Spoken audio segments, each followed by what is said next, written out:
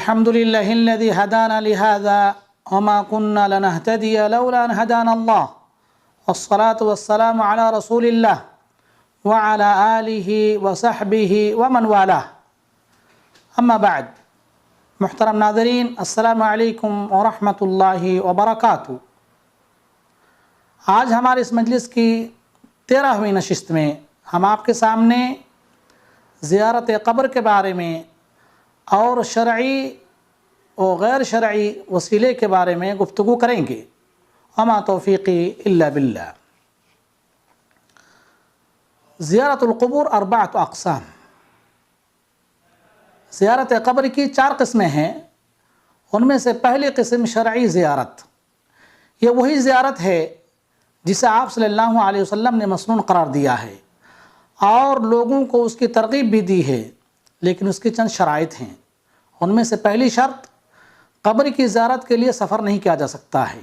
آپ صلی اللہ علیہ وسلم نے ارشاد فرمایا: لا تشد الرحال الا الى 3 مساجد، المسجد الحرام ومسجد هذا والمسجد الاقصى، رواہ الشیخان۔ آپ صلی اللہ علیہ وسلم نے فرمایا کہ صرف 3 ہی مساجد کی طرف سفر کیا جا سکتا ہے، وہ مسجد حرام ہے اور مسجد نبوی ہے اور مسجد اقصیٰ ہے۔ ان 3 مسجدوں کے علاوہ کسی چوتھی مقامات کی طرف، کسی چوتھی جگہ کی طرف قربت کے غرض سے، نیکی کے ارادے سے سفر نہیں کیا جا سکتا ہے۔ دوسری شرط، زیارت کرنے والا زیارت کے موقع پر حرام کام نہ کرے، بیہودہ باتیں نہ کرے، جیسے نوحہ کرنا، قبر کو چھونا وغیرہ، چونکہ یہ سب کے سب حرام ہے۔ بریدہ رضی اللہ تعالیٰ عنہ سے مروی ہے، آپ صلی اللہ علیہ وسلم نے فرمایا: وَنَهَيْتُكُمْ عَنْ زِيَارَةِ الْقُبُورِ فَمَنْ أَرَادَ أَنْ يَزُورَ فَلْيَزُرْ وَلَا تَقُولُوا هُجْرًا، رواہ النسائی، روایت صحیح ہے۔ آپ نے فرمایا کہ میں نے تمہیں قبر کی زیارت کرنے سے، قبروں کی زیارت کرنے سے منع کیا تھا، لیکن جو چاہے قبروں کی زیارت کرے، لیکن قبروں کی زیارت کرتے وقت بیہودہ باتیں نہ کرے، بری حرکت نہ کرے۔ تیسری شرط، قبر کی زیارت مردوں کے لیے مشروع ہے، نہ کہ عورتوں کے لیے۔ عورتوں کے لیے جائز نہیں کہ وہ قبروں کی زیارت کرنے کے لیے جائے۔ ابو ہریرہ رضی اللہ تعالیٰ عنہ کے حدیث میں ہے، آپ صلی اللہ علیہ وسلم نے فرمایا: لعن زوارات القبور، ترمذی، ابن ماجہ، روایت صحیح ہے۔ آپ نے فرمایا کہ زیارت کرنے والی عورتوں پر لعنت ہو، لہذا عورتیں قبروں کی زیارت کرنے کے لیے نہیں جائے گی۔ زیارت قبر کے آداب اور مسنون طریقے۔ مردوں کے لیے قبروں کی زیارت کرنا سنت ہے، لہذا زیارت کرتے وقت یا زیارت کرنے میں سنت کا ضرور خیال رکھیں اور اس کی پابندی کریں۔ حدیث بریدہ رضی اللہ تعالیٰ عنہ میں ہے، قال رسول اللہ صلی اللہ علیہ وسلم: قد كنت نهيتكم عن زيارة القبور فقد أذن لمحمد في زيارة قبر أمه فزوروها فإنها تذكر الآخرة، رواہ الترمذی، روایت صحیح ہے اور یہ روایت ترمذی کے اندر ہے۔ آپ نے فرمایا کہ میں نے تمہیں قبروں کی زیارت کرنے سے منع کیا تھا، لیکن اللہ تعالیٰ نے محمد صلی اللہ علیہ وسلم کو اپنی والدہ کی قبر کی زیارت کرنے کی اجازت دی، لہذا تم بھی قبروں کی زیارت کرو، اس لیے کہ قبروں کی زیارت کرنے سے قبروں کی زیارت آخرت یاد دلاتی ہے۔ قبر کی زیارت کرتے ہوئے آخرت کو یاد کرو اور اپنے دل کے اندر نرمی پیدا کرو اور آنسو بہاؤ۔ حدیث انس میں ہے، كنت نهيتكم عن زيارة القبور ألا فزوروها فإنها ترق القلب وتدمع العين وتذكر الآخرة ولا تقولوا هجرا، رواہ الحاکم، روایت صحیح ہے۔ آپ صلی اللہ علیہ وسلم نے فرمایا کہ میں نے تمہیں قبروں کی زیارت کرنے سے منع کیا تھا، لیکن سنو، قبروں کی زیارت کرو، اس لیے کہ قبروں کی زیارت کرنے سے دل کے اندر رقت طاری ہوتی ہے اور آنکھیں بہہ پڑتی ہیں اور آخرت یاد آتی ہے، لیکن اس موقع پر بیہودہ باتیں نہ کرو۔ زیارت قبر کے موقع پر موت کو یاد کرو۔ حدیث ابو ہریرہ رضی اللہ تعالیٰ عنہ میں ہے، فزور القبور فإنها تذکر الموت، رواہ مسلم و ابو داؤد۔ قبروں کی زیارت کرو، اس لیے کہ قبروں کی زیارت موت کو یاد دلاتی ہے۔ مسلمانوں کے قبرستان کی زیارت کرتے وقت یہ دعا پڑھو جو ابو ہریرہ رضی اللہ تعالیٰ عنہ کے حدیث میں وارد ہے: السلام علیکم دار قوم مؤمنین وَإِنَّا إِن شَاءَ اللَّهُ بِكُمْ لَاحِقُونَ رواہ مسلم. یا یہ دعا پڑھو السلام علیکم اہل الدیار من المؤمنین والمسلمین ویرحم اللہ المستقدمین منا والمستاخرین وَإِنَّا إِن شَاءَ اللَّهُ بِكُمْ لَلاحِقُونَ وَأَسْأَلُ اللَّهَ لَنَا وَلَكُمُ الْعَافِيَةَ رواہ مسلم.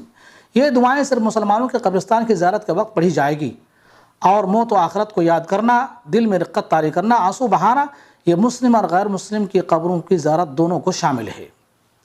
عام قبرگاہ کی بھی زیارت کرنا سنت ہے، اگرچہ کفر کی قبرگاہ کیوں نہ ہو، اگرچہ کفر و مشرکین کی قبرگاہ کیوں نہ ہو، اور یہ صرف موت و آخرت کو یاد کرنے کے لیے، نہ کہ کفار کے استغفار کے لیے. حدیث ابو ہریرہ رضی اللہ تعالیٰ عنہ میں ہے قال زار النبی صلی اللہ علیہ وسلم قبر امہ فبکا وابکا من حولہ الحدیث.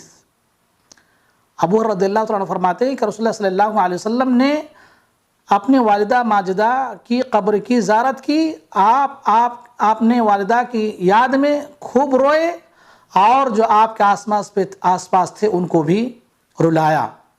پھر آپ نے فرمایا کہ میں نے اپنے رب سے اپنی والدہ کی مغفرت کی اجازت مانگی، اللہ رب العالمین نے مجھے اس بات کی اجازت نہیں دی. پھر میں نے اللہ تعالیٰ سے اپنی والدہ کی قبر کی زیارت کی اجازت مانگی، تو اللہ تعالیٰ نے مجھے قبر کی زیارت کرنے کی اجازت دی. لہذا تم بھی قبروں کی زیارت کرو، قبروں کی زیارت موت کو یاد دلاتی ہے. جب کوئی مسلمان کا کافر کی قبرستان سے گزر ہو تو ان کو دوزخ کی خوشخبری دینی چاہیے، جیسا کہ آپ صلی اللہ علیہ وسلم نے ایک دیہاتی کو ابن عمر رضی اللہ تعالیٰ عنہ کے حدیث میں فرمایا حیثما مررت بقبر مشرک فبشرہ بالنار. جب تم کسی مشرک کی قبرگاہ سے گزرو تو ان کو جہنم کی خوشخبری سناؤ.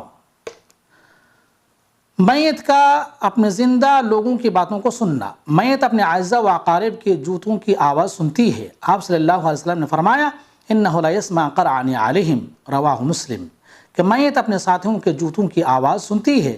نیز آپ صلی اللہ علیہ وسلم نے بدر کے مقتولین کو مخاطب کرتے ہوئے فرمایا، جب عمر فاروق رضی اللہ تعالیٰ عنہ نے پوچھا کہ آپ مردوں سے کیوں باتیں کرتے ہیں، کیا یہ سن سکتے ہیں، تو آپ نے فرمایا ما انتم باسمع لما اقول منہم رواہ مسلم.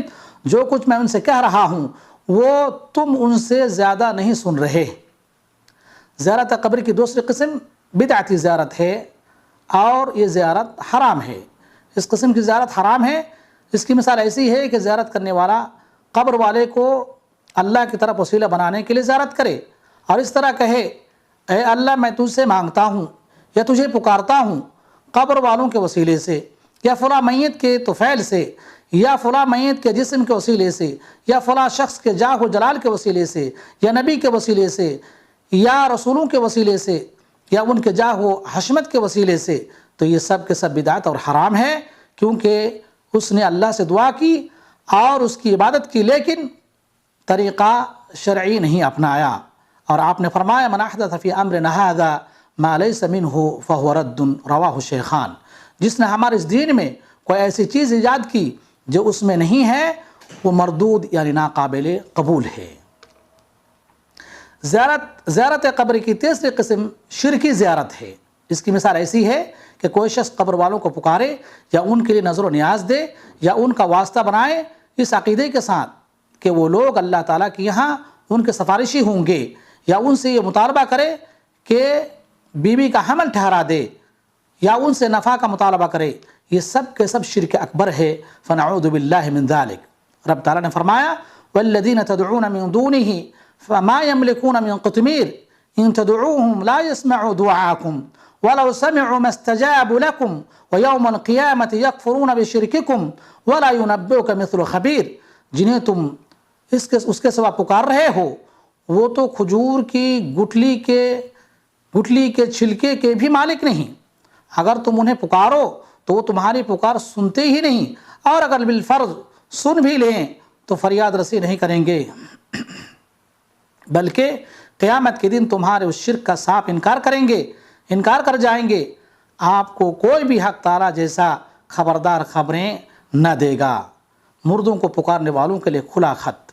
جو لوگ مردوں کو پکارتے ہیں اور ان کو اللہ کا شریک ٹھہراتے ہیں، جیسے بدوی، دسوقی، زینب، حسین، اجمیر والے، کچوچے والے اور علی حجوری وغیرہ، کہ قبروں کے پاس جو ہو رہا ہے اور قبروں کے پاس اللہ کی عبادت کرتے ہیں جیسے طواف، اعتکاف اور ان مردوں کو نفع نقصان کا سبب بناتے ہیں، ان کی حالت کچھ اس طرح ہے جس کی ہم آپ کے سامنے وضاحت کر رہے ہیں۔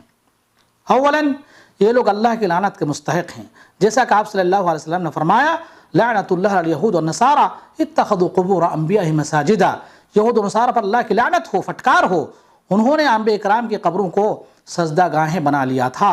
رواہ الشیخان۔ یہ لوگ اللہ تعالیٰ کے یہاں بدترین مخلوق ہیں۔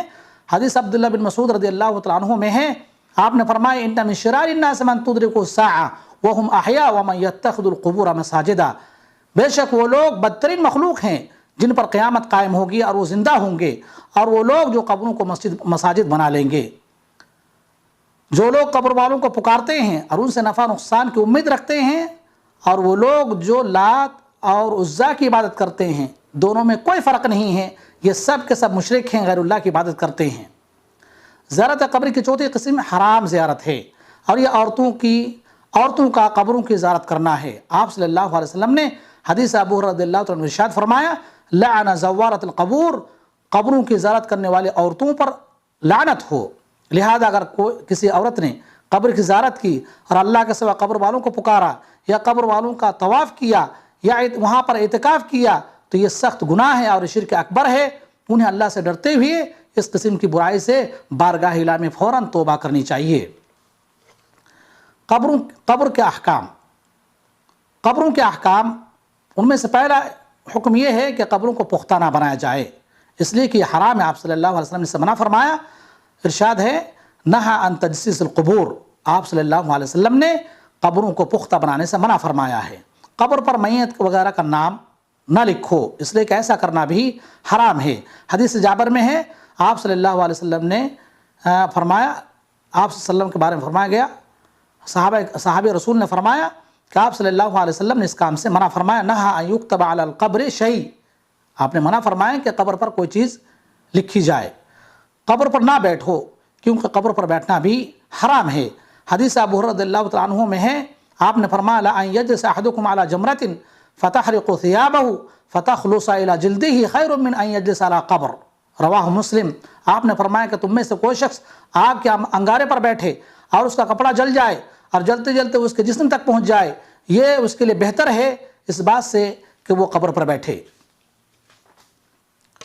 قبرستان کو، قبرگاہ کو میلہ گاہ نہ بناؤ، کیونکہ یہ حرام ہے۔ آپ صلی اللہ علیہ وسلم نے فرمایا لا تتخذوا قبری عیدا ولا بیوتکم قبورا وصلوا علی فإن صلاتکم تبلغنی حیثما کنتم، میری قبر کو میلہ گاہ نہ بنانا اور تم نماز، دعا اور تلاوت قرآن ترک کر کے اپنے گھروں کو قبرستان کی مانند نہ بنا لینا اور مجھ پر درود پڑھتے رہنا، اس لیے کہ تم جہاں بھی ہوگے تمہارے درود و سلام مجھے پہنچ جائے گا۔ یہ قبروں کے متعلق یا زیارت قبر کے متعلق باتیں تھیں۔ اب آپ کے سامنے توسل کے بارے میں بیان کیا جا رہا ہے۔ وسیلے کا بیان۔ وسیلے کی دو قسمیں ہیں۔ پہلی قسم شرعی یعنی جائز وسیلہ، اور اس کی بھی کئی قسمیں ہیں۔ ان میں سے پہلی قسم اللہ تعالیٰ کا اسماء حسنہ، اللہ تعالیٰ کے اسماء حسنہ اور اس کی صفات علیٰ کا واسطہ دے کر اللہ تعالیٰ سے دعا کی جائے، اس کا تقرب حاصل کیا جائے۔ جیسے کوئی انسان یہ کہے یا رحیم ارحمنی، یا غفور اغفر لی، اے بہت رحم کرنے والے مجھ پر رحم و کرم فرما، اے بے حد مغفرت کرنے والے میری مغفرت فرما۔ اس وسیلے کو اختیار کرنے کا حکم دیا گیا، جیسا کہ اللہ تعالیٰ کا فرمان ہے وَلِلَّهِ الْأَسْمَاءُ الْحُسْنَى فَادْعُوهُ بِهَا وَذَرُوا الَّذِينَ يُلْحِدُونَ فِي أَسْمَائِهِ سَيُجْزَوْنَ مَا كَانُوا يَعْمَلُونَ، سورہ اعراف آیت نمبر 180۔ اور اچھے اچھے نام اللہ ہی کے ہیں، سو ان ناموں سے اللہ ہی کو موسوم کیا کرو، اور ایسے لوگوں سے تعلق بھی نہ رکھو جو اس کے ناموں میں کجروی کرتے ہیں، ان لوگوں کو ان کی کیے کی سزا ضرور ملے گی۔ اللہ تعالیٰ سے اپنی ایمان اور عمل صالح کا وسیلہ طلب کیا جائے، جیسا کہ اس آیت کریمہ میں اہل ایمان کے بارے میں اللہ تعالیٰ نے ارشاد فرمایا، خبر دی۔ فرمانے والی تعالیٰ ہے ربنا اننا سمعنا منادیا ینادی للایمان ان آمنوا بربکم فآمنا ربنا فاغفر لنا ذنوبنا وکفر عنا سیئاتنا وتوفنا مع الابرار، سورہ آل عمران آیت نمبر 193۔ اے ہمارے رب، ہم نے سنا کہ منادہ کرنے والا باواز بلند ایمان کی طرف بلا رہا ہے کہ لوگوں اپنے رب پر ایمان لاؤ. بس ہم ایمان لائے, اے اللہ ہمارے گناہ معاف فرما اور ہماری برائیاں ہم سے دور کر دے اور ہماری موت نیک لوگوں کے ساتھ کر.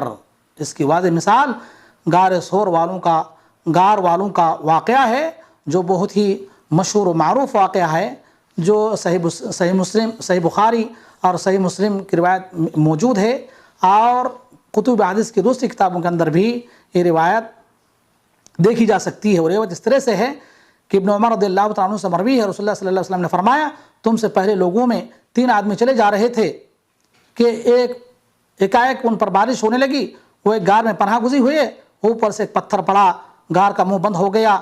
بس ایک نے دوسرے سے کہا, صاحب اللہ کی قسم, سچائی کے سوا تم کو کوئی چیز نجات نہ دے گی, لہٰذا تم میں سے ہر ایک کو چاہیے کہ اس چیز کے وسیلے سے دعا مانگے جس کی نسبت وہ جانتا ہو کہ اس نے یہ عمل اللہ کے لیے, خالص اللہ تعالیٰ کے لیے انجام دیا تھا. چنانچہ تینوں نے اپنا اپنا عمل اللہ تعالیٰ کے دربار میں پیش کیا, اور وہ پتھر ہٹ گیا اور وہ پھر باہر نکل آئے. توسل کی چوتھی قسم التوسل بدعاء الرجل الصالح, نیک لوگوں کی دعاؤں کے ذریعے سے وسیلہ لینا یا نیک لوگوں کی دعا کو وسیلہ بنانا. چنانچہ حضرت انس رضی اللہ عنہ فرماتے ہیں, جب قحط پڑتا تو عمر فاروق رضی اللہ تعالیٰ عنہ, عباس رضی اللہ تعالیٰ عنہ کے وسیلے سے بارش کی دعا کرتے اور کہتے, اللہم انا کننا نتوسل الیک بنبینا فتسقینا وَإِنَّا نَتَوَسُّلُ إِلَيْكَ بِعَمِّ نَبِيِّنَا فَاسْقِنَا قَالَ فَيُسْقَوْنَ. اے ہمارے رب, ہم پہلے تیری طرف اپنے نبی کا وسیلہ اختیار کیا کرتے تھے, یعنی دعا استسقاء کی اپیل کرتے تھے, تو ہمیں سیراب کرتا تھا. اب ہم تیری طرف اپنے نبی صلی اللہ علیہ وسلم کے چچا کا وسیلہ اختیار کرتے ہیں, یعنی ان سے دعا کرواتے ہیں, بس تو ہم کو پانی پلا. حضرت انس فرماتے ہیں رضی اللہ عنہ وارضا کہ پھر بارش ہونے لگتی. تو یہ وسیلے کی شرعی وسیلے کی چوتھی قسمیں تھی. وسیلے کی دوسری قسم جو ناجائز اور محرم وسیلہ ہے, وہ اس طرح سے ہے جیسے بزرگوں کی ذات کو وسیلہ بنانا, یا اگر اس عقیدے سے وسیلہ بنانا, اس عقیدے کے ساتھ کہ اللہ تعالیٰ کے سوا نفع نقصان کا اختیار رکھتا ہے, تو یہ شرک اکبر ہے. اور اگر اس عقیدے سے ان کو وسیلہ بنایا جائے کہ اللہ تعالیٰ کے یہاں ان بزرگوں اور نیکوکاروں کا بڑا اونچا مرتبہ ہے, اس لیے ان کی ذات یا ان کے جاہ و جلال کا وسیلہ دیتا ہے, تو یہ بری بدعت ہے اور یہ ناجائز ہے.